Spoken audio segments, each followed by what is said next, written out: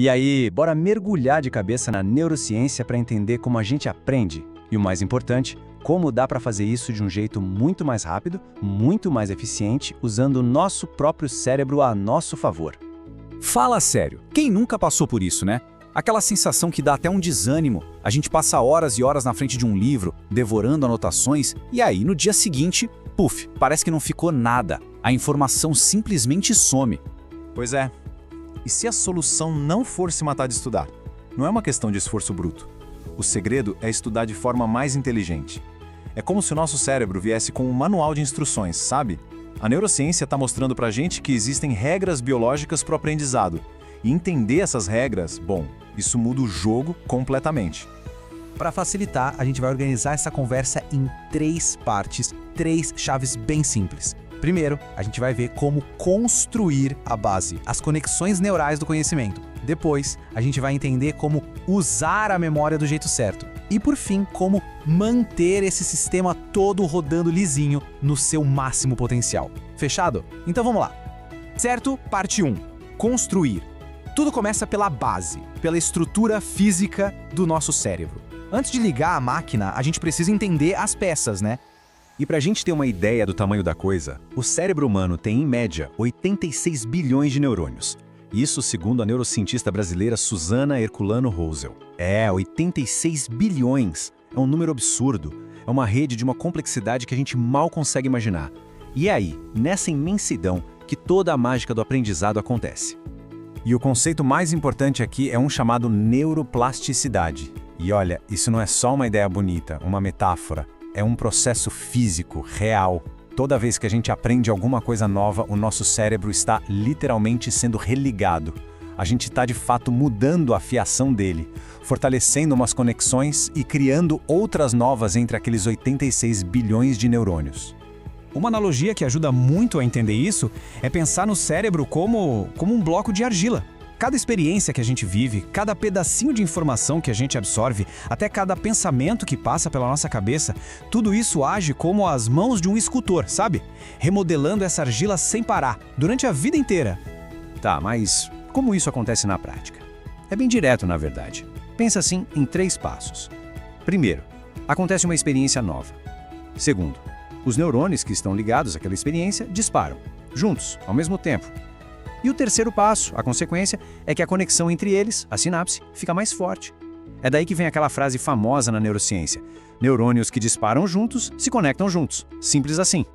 Beleza, já entendemos como as conexões são construídas, a parte da estrutura. Agora, vamos para a parte 2, usar. Como é que a gente usa essa máquina toda para, de fato, lembrar das coisas? E aqui a gente entra numa história fascinante. É a descoberta do que ficou conhecido como o neurônio Jennifer Aniston. É sério? Pesquisadores encontraram um único neurônio no cérebro de uma pessoa que disparava especificamente para ela. Não importava se era uma foto, o nome dela escrito ou o som da voz dela, o mesmo neurônio acendia. Isso é incrível porque mostra que o nosso cérebro não guarda só imagens e sons soltos. Ele guarda conceitos, ideias. E não para por aí. Os cientistas foram além. Eles começaram a mostrar repetidamente uma foto da Jennifer Aniston em frente à Torre Eiffel. No começo, o neurônio da Jennifer Aniston era um e o da Torre Eiffel era outro, separados. Mas depois de um tempo vendo os dois juntos, sabe o que aconteceu? Só de mostrar a foto da Torre Eiffel, o neurônio da Jennifer Aniston disparava. Isso é a prova física de como a gente cria associações, de como uma memória puxa a outra. Esse processo todo de memorizar pode ser quebrado em 3 estágios bem definidos. Primeiro, a codificação. É a hora que a informação entra. Depois, vem a consolidação. É quando o cérebro processa e decide o que vale a pena guardar para depois. E por último, a evocação, que é simplesmente a capacidade de ir lá e pescar essa informação de volta quando a gente precisa.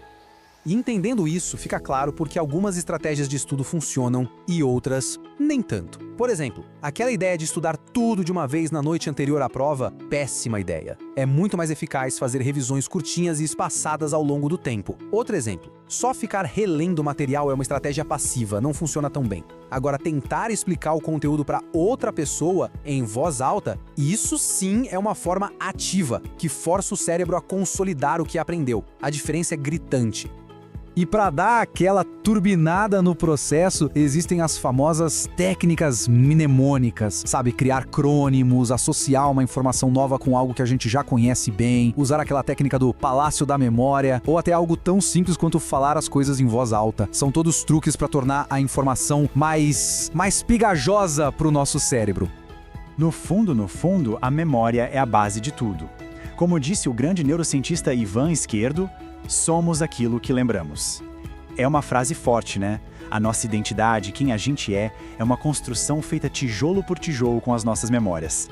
E chegamos na terceira e última parte, manter. Porque vamos combinar, não adianta nada construir essa rede neural super complexa e não fazer a manutenção, certo? Muita gente acha que dormir é perda de tempo, né? Um período de inatividade. Mas é exatamente o contrário. O sono é quando o cérebro mais trabalha. Pensa que é a hora da faxina. Ele pega o dia que passou, fortalece as conexões importantes, joga fora o que não serve mais e organiza tudo para abrir espaço para o dia seguinte. E quem comanda essa festa toda do sono e da vigília são os nossos ritmos circadianos. É basicamente o nosso relógio biológico interno de 24 horas. O chefe desse relógio é uma área minúscula no cérebro chamada núcleo supraquiasmático, ou NSQ. É ele que diz para o corpo a hora de sentir sono e a hora de despertar.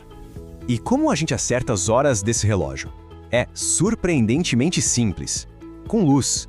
Quando a luz entra pelos nossos olhos, especialmente a luz da manhã, umas células especiais mandam um sinal direto lá para o NSQ, como se fosse um aviso. Ei, o dia começou.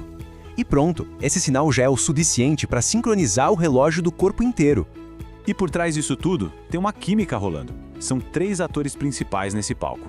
A melatonina, que é tipo o hormônio da escuridão, que chega à noite para avisar que é hora de dormir.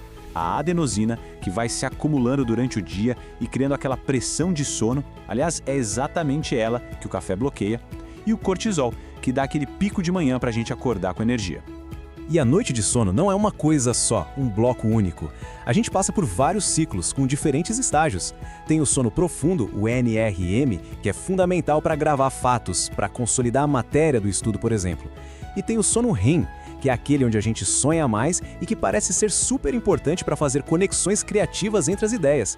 Precisamos dos dois. Certo, vimos um monte de coisa.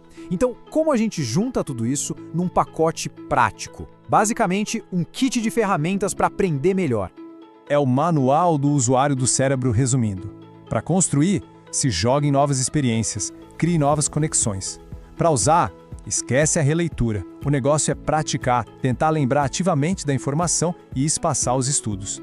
E para manter, a regra de ouro. Priorize um sono consistente e tome um pouco de sol de manhã. Parece simples, né? Mas o impacto disso é gigantesco. Então é isso, a neurociência está entregando o manual pra gente. A pergunta, agora, não é mais como o cérebro aprende, a gente já sabe os princípios. A verdadeira pergunta é o que cada um de nós vai fazer com esse conhecimento a partir de hoje. A chave para otimizar o nosso próprio aprendizado está literalmente nas nossas mãos.